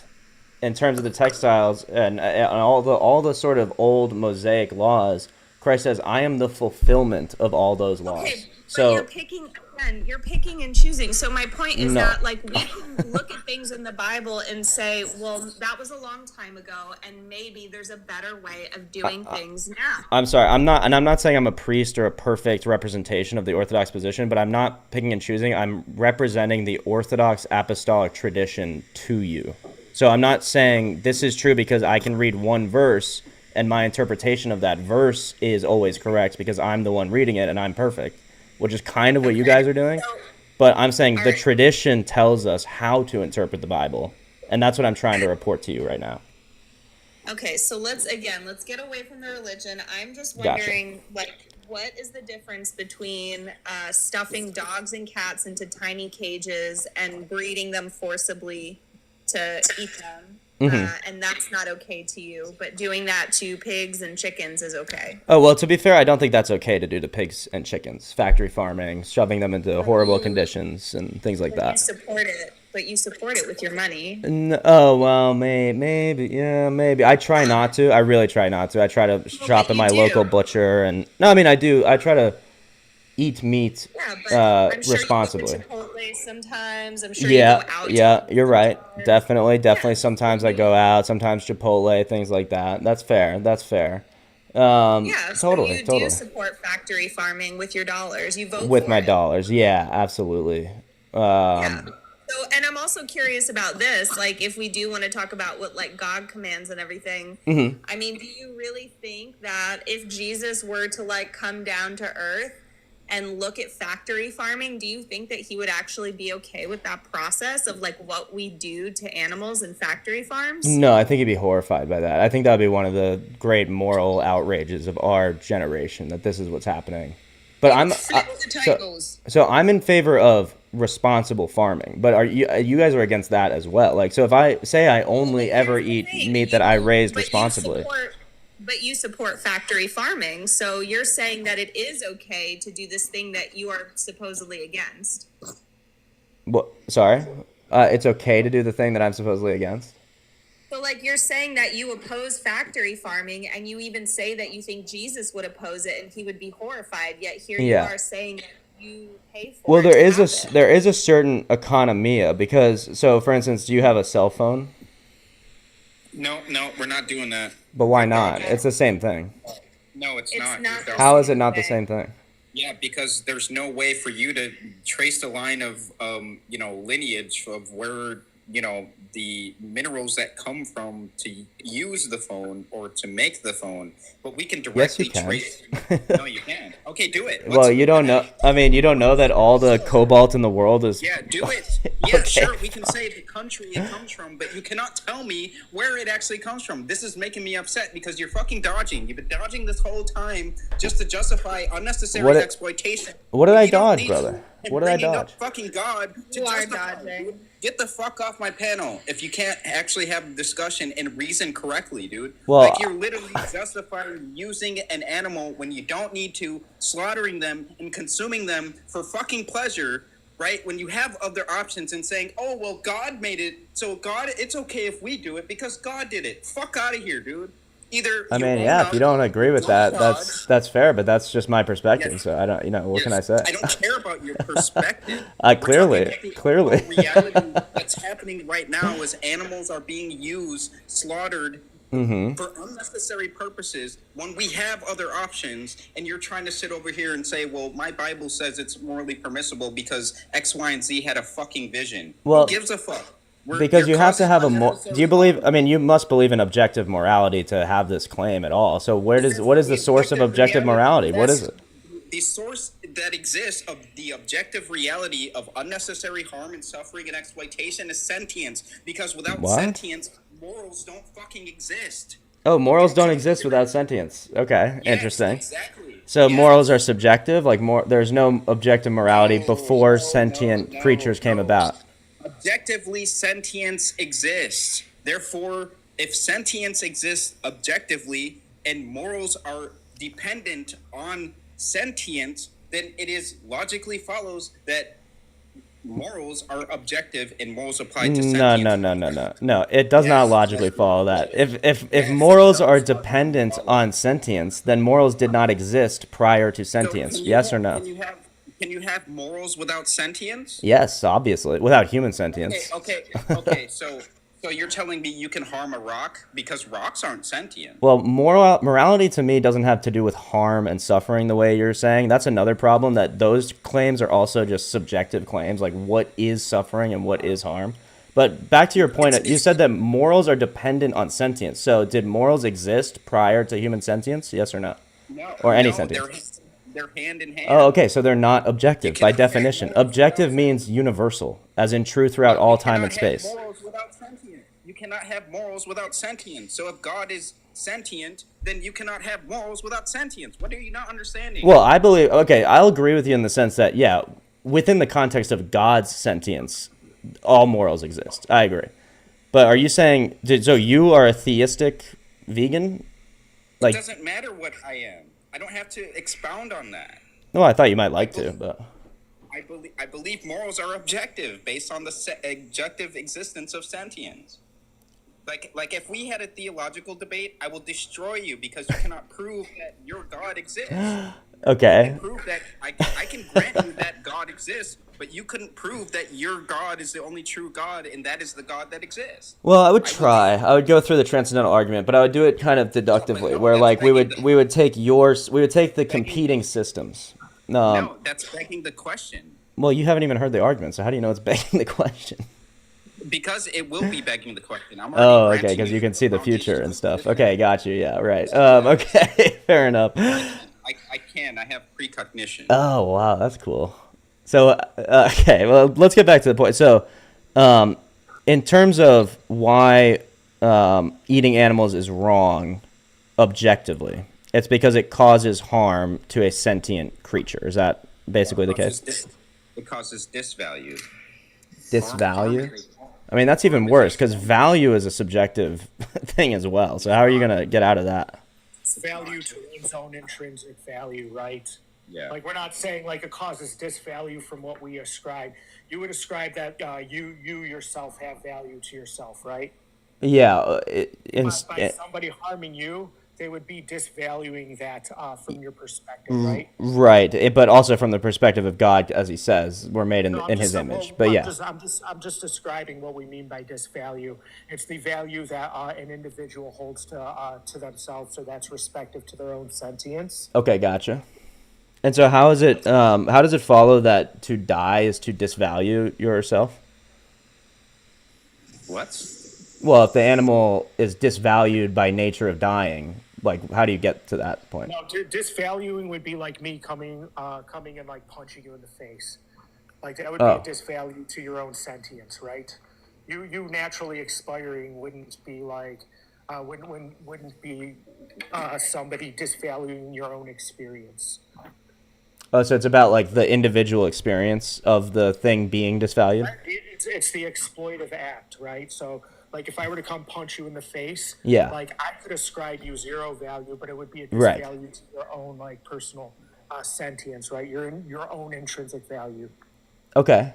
So you believe in intrinsic value. That's good. That's good. And that's objective. And animals and humans, they share kind of the same level or different levels, but all value is sort of should be respected. Is that what? Sentience is binary. You either have the capacity for a subjective phenomenal experience or you don't. Now we can definitely argue like that there are different species that display higher levels of reasoning, right? We can even conclude that very likely humans are at the top of the pyramid, or at least like one amongst the few creatures that are at the top of that pyramid. Right, yeah. When it comes to it. But like that gets dangerous because if we ascribe like it's okay to exploit somebody based on a lack of or potential experience or like a different level experience, it's very likely that every individual is experiencing or having a different conscious experience than every single other individual from across any species. So they're just arbitrary. So that's why we go based off of sentience, because it's just that capacity. The consciousness within it is not measurable. Okay, so who decides like what's sentient and what's not sentient? I mean, I'm willing to grant that animals are sentient. Like, I'm not trying to get out of that, but I'm just saying, like, what is the objective basis for sentience that we ascribe to things which we know we can either value or disvalue? Because you could imagine, like, a plant even it's alive. We say it's living, but we wouldn't say it's sentient, or maybe you would. I'm not sure. So I mean, like right now we can go based off of what biology says and what's been demonstrated amongst like animals and like their experience. But I can even grant you that there might be the possibility that like especially within my own worldview that there might be a level of sentience in all biology. But even in that case, like when we consider like physics or biophysics, like because of concepts like entropy, significantly more plants are going to be harmed to produce the same amount of calories than just consuming animals. So no matter which way you look at it, you're going to be causing less harm to biology by consuming a plant-based diet. I mean, unless you found a way to violate the second law of thermodynamics. Yeah, but I'm just trying to figure out what the objective basis for these words you keep saying, like harm, sentience, like, so you said, at first you said biologists. Did they decide what's harm as well, or no? I'm just talking about like sentient experience and our like actions, and when it comes down to like our consumption and stuff like that. Now I can grant you that every individual might also experience harm or suffering differently. Yeah, that's the trouble of this. That's the only trouble. Yeah, but I mean, even in that case, just the fact that they can experience is like what matters, because you can never gauge that.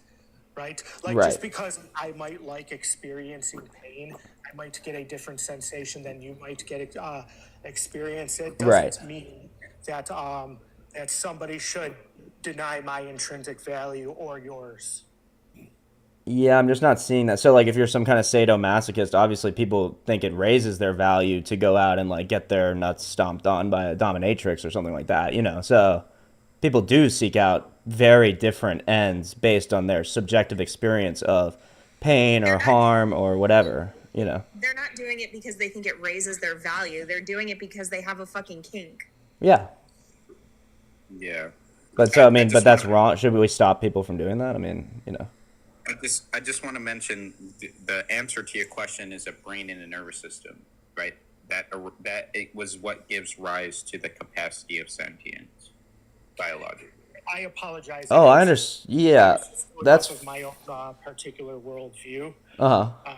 So, like, I'm still rationalizing that as well, like, because I can grant, like, that right now we know that it requires a brain and a nervous system to experience sentience, but there are also, like, other, like, animals that might not be considered sentient because they don't have a brain, but they still have, like, nerve ganglia and neurotransmission. So Right. it's Yeah. possible that they might have sentience, right? Yeah. So in those cases, we are on the side of caution. That's just kind of what the current biology says. Okay, that makes sense. Yeah, because brain and nervous system seems a little insufficient to describe, with regards to veganism, because it's my understanding that a jellyfish doesn't have a brain, but I guess you probably can't eat a jellyfish, I'm assuming. Yeah, but they have, like, nerve nets or nerve. Right. That's I'm with you on that. Yeah, and they also have like neurotransmitters like dopamine and other. Yeah. As well as other things. So basically, I'm just trying to understand you guys. I'm really not trying to be a dick here, you know, and like piss people off. So in terms of the thing that's in question is sentience. Animals are sentient, therefore harm can be done to them. Am I okay so far? Is this the? Yep. Okay. So they're sentient, so harm can be done to them. I guess the better way to rephrase it was they can experience their harm. They can have an experience of their harm. Okay. Like their like as in their sentience is being harmed, right? Even if somebody is unconscious, like they even if they're not like consciously aware that happens, their sentience is still experiencing that harm. How do you know? How would you know? Yeah, that's just because you're like harming their sentience, right? Like you're harming their capacity. Like if they have that capacity and they become aware of it, they're going to have the experience that they were harmed, right? But I mean, by definition, like if you're in a coma or something, then is your sentience not kind of analogous to your consciousness or anything? Yeah, sentience is the capacity for that consciousness, right? So that sentience is still there. So if you deny somebody of their intrinsic value, you're harming their sentience. Interesting. It's interesting. You guys have, in a cool way, like reinvented the soul as this kind of like sentience. I appreciate that. Because sentience is not just your mental capabilities, is what I'm picking up. Correct. Okay, gotcha. Okay, so then I'm still kind of lost on the objective nature of this moral structure because it's about harm. It's fundamentally about harm. So, but harm is decided. What is and is not harm is decided by individuals. Yes or no? No. So I just give you the argument, right? Objective truths are those that remain true regardless of personal opinion or cultural belief. Yep. Moral truths describe facts about actions that objectively promote or diminish the flourishing of sentient beings, right? Okay. And the capacity for suffering or exploitation and well-being is an objective feature of reality. Okay. So it can be empirically observed and measured neurologically, behaviorally, or physiologically, right? Like pain and pleasure are not opinions. They are neurobiological states with measurable consequences. So using another individual for like personal gain is objectively and empirically perceived, and you can notice it happening to others empirically. Well, something isn't I get the empirical side, but something isn't really objectively perceived, if you know what I mean. Well, you can look at an individual and see that they're in a state of discomfort. Sure. Yeah. Things like that. But I'm just saying, when you perceive something, that doesn't make it ever objectively true. Is the only point I was making with that. But I get you're right. Yeah, you can measure and say, but even then, it seem like, so if you're measuring someone's pain and their neurons are firing or the pain receptors or whatever it is, but they are one of these masochists, would you be able to tell? I'm not sure. I don't even know. That really doesn't have anything to do with like you going vegan and Yeah, no, because I'm saying the moral structure of your argument, I suspect that it's not objective. It seems subjective still to me. That's why I'm asking these types of questions. I'm actually giving you the argument for that, right? Yeah. So, pain and pleasure are not like opinions, right? They're states that we can measure, that have measurable consequences. Okay. Right? Yeah. So it's not like, okay, I step on a dog's tail and it's my perspective that they're in pain. Right. We can observe that Sure. stepping on a dog's tail makes them have certain actions or reactions that you can tell that objectively they're in pain or that they're undergoing suffering, or even in the case of like having a slave, right? We can observe that they're being exploited or used, right? Yeah. When even if they're individual states may be like happy, right? They can be on a farm working happily, right? But they're still a slave being exploited objectively, right? Does that make sense? Yes, I think that makes sense. Okay. But I still am not clear on what is the good, or what is the moral good in this paradigm? Yeah, to be vegan and not exploit others, right? So continuing this argument for like how it's objective. Right? Yeah. Based on what I've said, that objective truths are those that remain true regardless of personal opinion or cultural beliefs. Yes. Truths describe facts about actions that objectively promote or diminish the flourishing of sentient beings. And the capacity for suffering or exploitation and well-being is an objective feature of reality, right? We can measure it. Therefore, actions that objectively increase suffering or exploitation or decrease flourishing are objectively bad, and actions that objectively reduce suffering or enhance flourishing are objectively good, right? Yeah, So but the term suffering is what's in question here. So just saying objectively suffering. Okay, so suffering is just defined as undergoing a negative experience. But you see how negative experience is a fundamentally subjective statement, right? Or no? Do you think that dying can be a positive experience for animals? Oh, yeah, absolutely. I mean, it'll hopefully be a positive experience for me, but But I just also want to mention, like, suffering is just one aspect. Like, even if somebody doesn't like ultimately experience any suffering themselves, they experience other stuff, right? So they're still having their intrinsic value denied based off of that, right? It's just like denying somebody of their own experience. Yeah. okay. We can objectively see that an individual is suffering or that they're being exploited, right? And that's what it comes to, right? So it's not the matter of what they experience as they are suffering or what they're experiencing, like, because we just mentioned, right? Like the individual, like, for example, there's many people that argue, well, if we render animals unconscious, then they have no conscious experience, then they can't suffer, therefore it's permissible. But that's not the case, because you can still, objectively harm an individual, right? Even if they can't experience that. Yeah, that's like giving a woman a date grape drug, right? And if she it's okay because she doesn't experience any suffering, she won't know any different. It's the same thing. Yeah, but so you guys are saying you can suffer when you don't have an experience of it, which I completely agree with. But the only basis for which I can agree with that is that we have intrinsic value as made in the image of an objective God. But if you're saying that suffering is tied to sentience, then I don't actually see how you defeated those examples. As much as I agree with you, like, I agree, you can do harm to people that don't have sentience, but you tied in your paradigm suffering to sentience. Do you see what I mean? Without sentience, you can't suffer. Sentience is not conscious experience. Oh, I see what you're saying. Okay, yeah. Is this capacity, right? And conscious experience arises out of that capacity. So even in the case where what Vegan just mentioned to you is that harming an individual, even if they're not conscious of it, you're still objectively causing harm.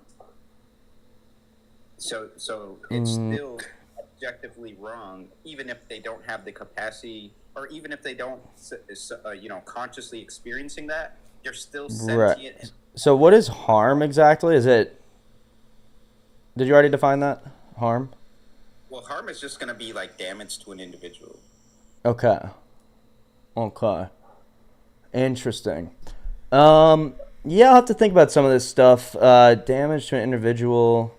Again, it seems like that just depends on who you're talking to, what harm is. And that's why I brought up the sadomasochist, not to be difficult, but just like people really do have different views of what harm is, don't they?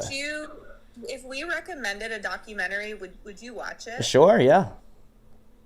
So, I mean, I think if we're talking about harm specifically right now, I think it would be really great for you to watch Dominion 2018. Okay, Dominion 2018. Yeah, it's on YouTube, I'm pretty sure. Right? Okay, gotcha. Yep, I see it. You might want to watch Christspiracy too. Which one? Christspiracy?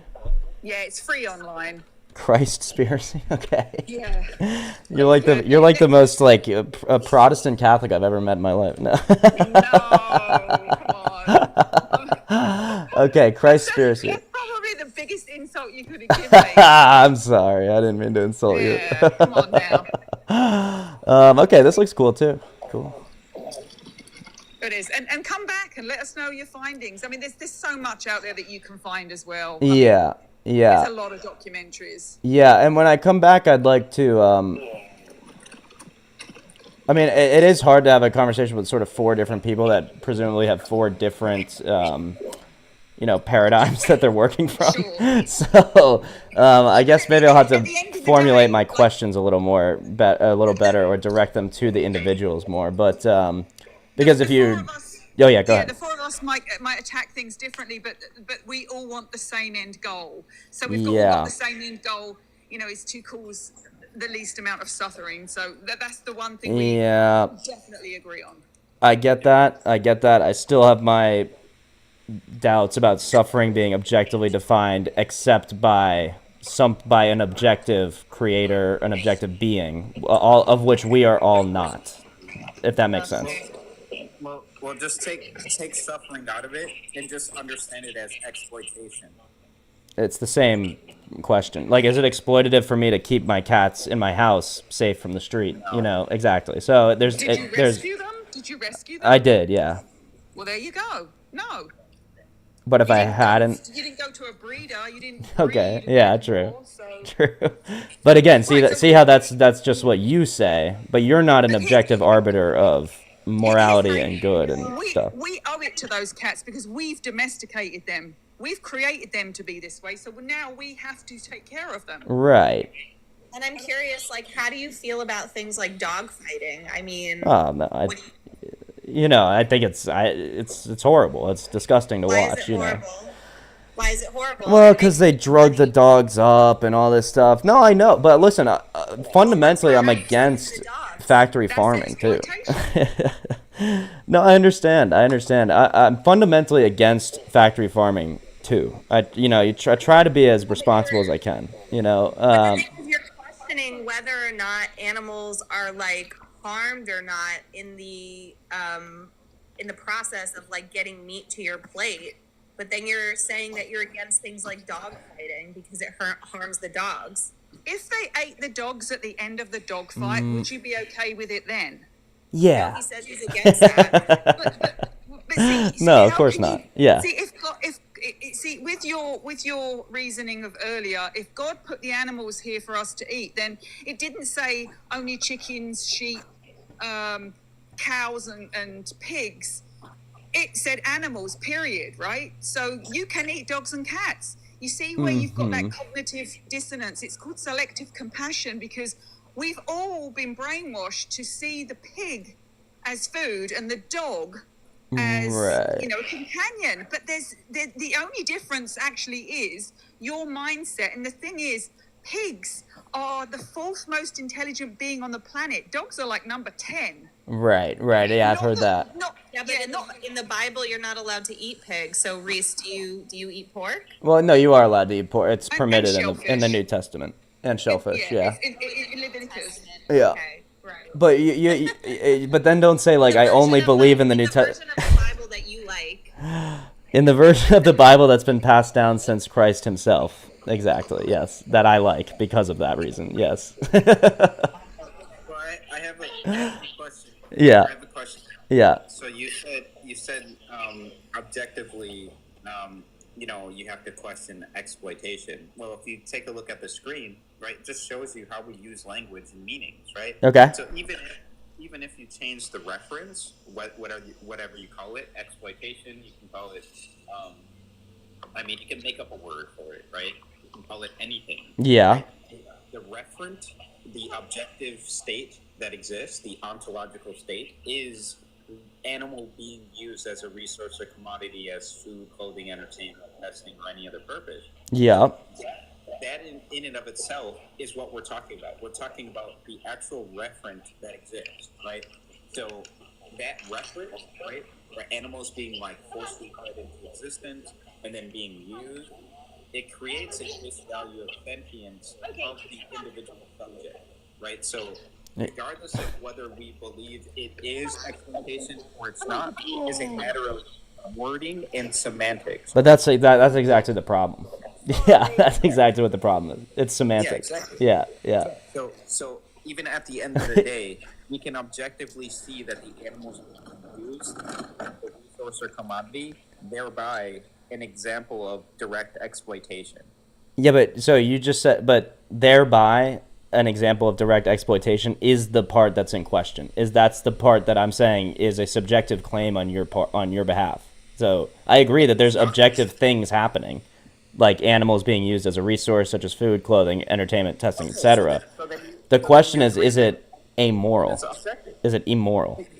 Yeah. So going back to my argument, right? Actions that are objectively increase exploitation or decrease flourishing are objectively wrong. I know, but you're just putting the word objective in front of these words that are in question and not explaining how they're objective.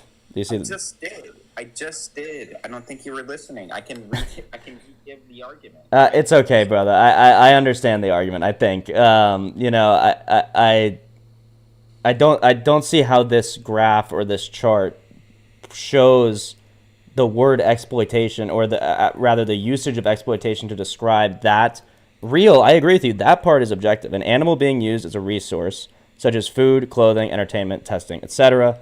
That's objectively happening. You can go and see that and test it and taste it and feel it.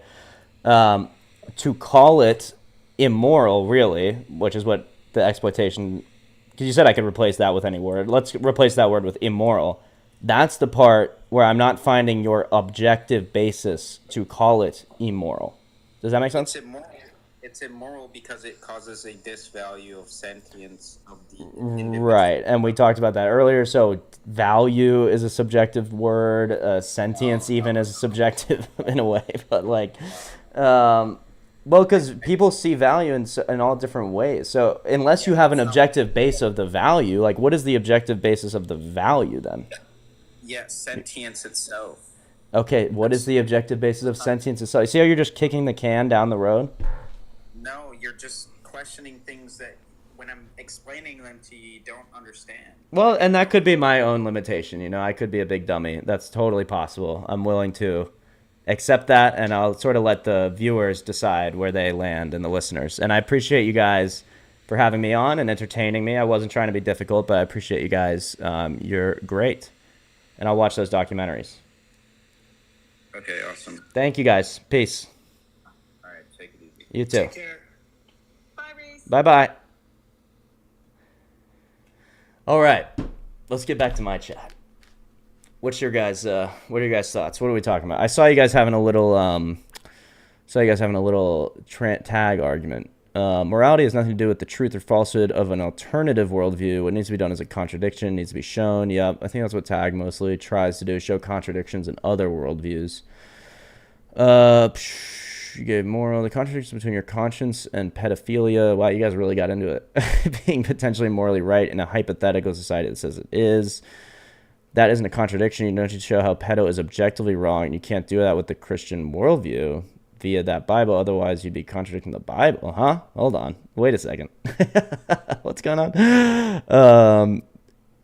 Yeah, the contradiction is between your conscience and pedophilia being potentially morally right in a hypothetical society that says that. Yeah, I would say that is a contradiction. You know, if a society claims to be morally good and also promotes pedophilia, it's probably contradictory. Maybe it's not a formal one. And then Mighty Stark says, you need to show how pedo is objectively wrong, and you can't do that with the Christian worldview. Well, we can do that quite easily, actually. And these guys were not understanding that when I was just talking to the vegans. But to treat your neighbor as yourself, well, you wouldn't molest yourself. You wouldn't want to be molested. So that it does actually, and that's from the lips of God, who's an objective, necessary being, right? So we do have an objective basis to condemn things. It's other worldviews that have a problem actually solidifying that, which I think the people in the vegan chat never really got around to.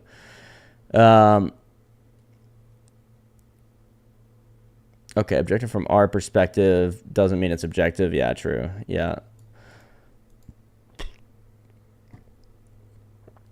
You're obfuscating using pedantic union. Subjective versus objective to observe the difference between up to the created versus prescribed by the creator.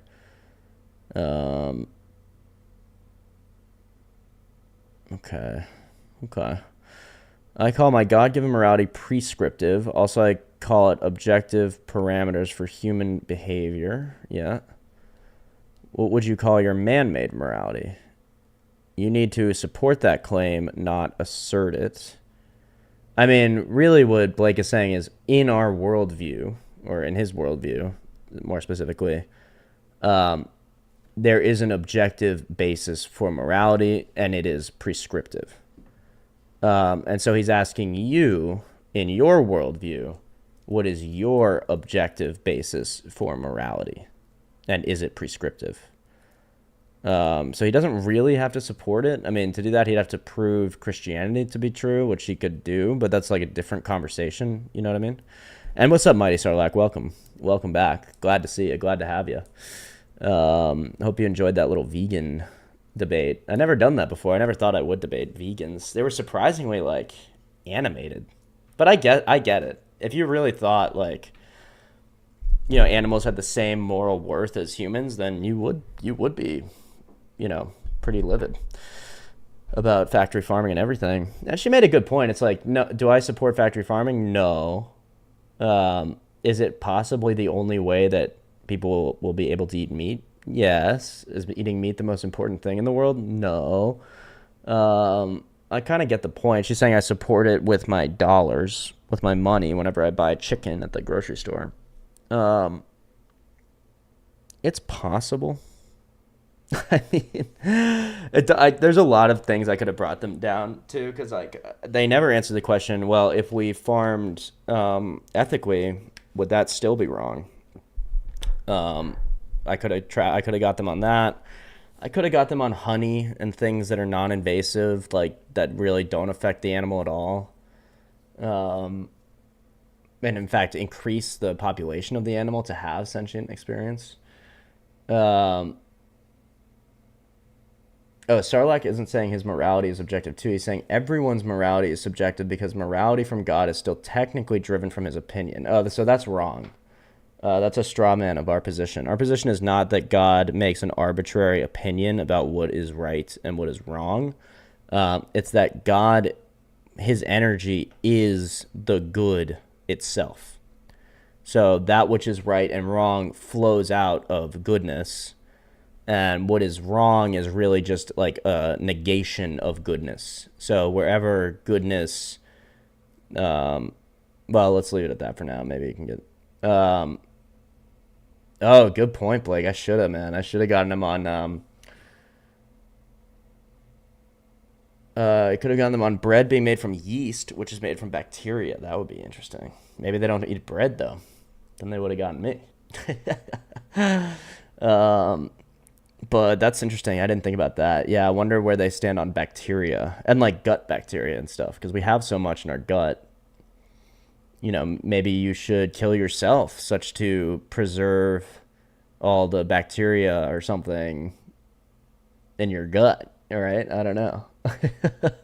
Also could have got them on the plant thing. You know, I think based on their definitions of stuff, like, again, sentience, that's kind of just like they're throwing that word out there and saying it's subjective or objective, but I don't think that's that obvious. And so I don't know how they can say that plants aren't sentient and therefore it's not wrong to eat plants, you know? Because they grow towards a purpose, like they you know, use energy, consume energy and sunlight for the purpose of becoming taller, for the most part, or fatter if you're a bush. So there's a lot of angles we could have gone. I wonder if they got someone else in that chat after me. Wonder if I blew their minds, and then they had to turn it off. Maybe. It's possible.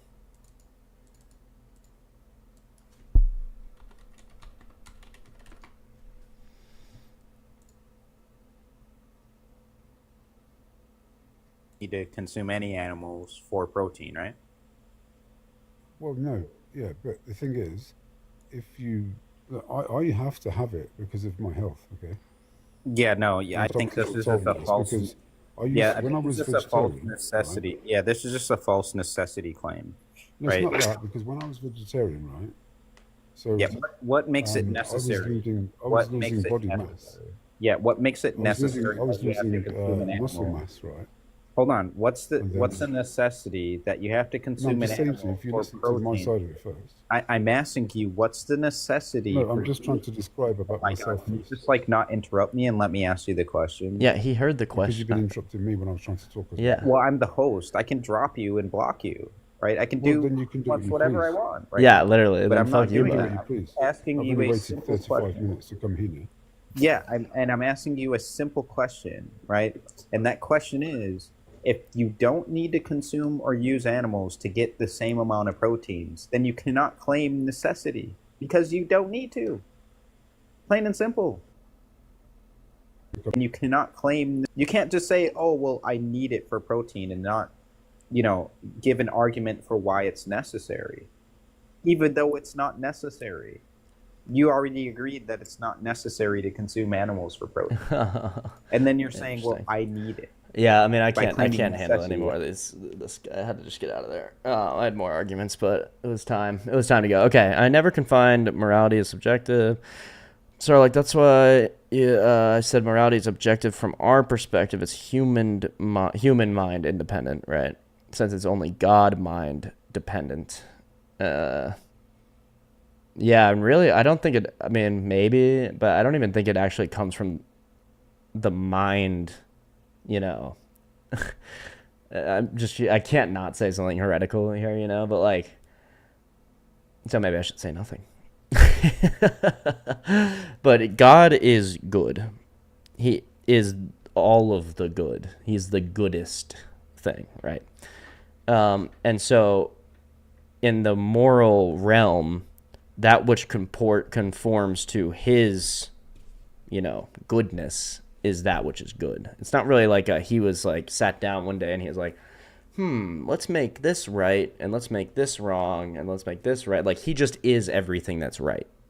And that's what we try to conform ourselves to. Sorry, but is God a subject with a mind? And if it comes from him, it's from a subject agent mind stance. Either way, it's definitionally subjective. No, he's not. That's a category error. I mean, so he is a mind, and he can be said to be a subject in one sense, in like a linguistic sense, but not in the sense that we are subjects, as in like having, you know, differentiated subjective experience. Like, God is the only thing that is objective, as in necessary, prior to time and space and all these, and language and all these words that we're using. So, like, there's a way you can say that God is a subject, but it's purely linguistic. It's not, it doesn't capture the actual essence of what God is, if that makes sense.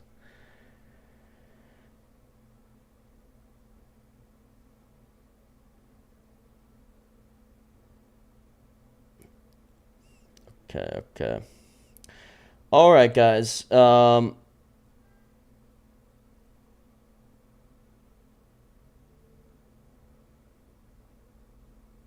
right. So let's what category he said? God is sort of in his own category. He sort of transcends categories. But okay, so what category? Necessary. That would be a necessary subject would be a different category than a contingent subject, if that makes sense.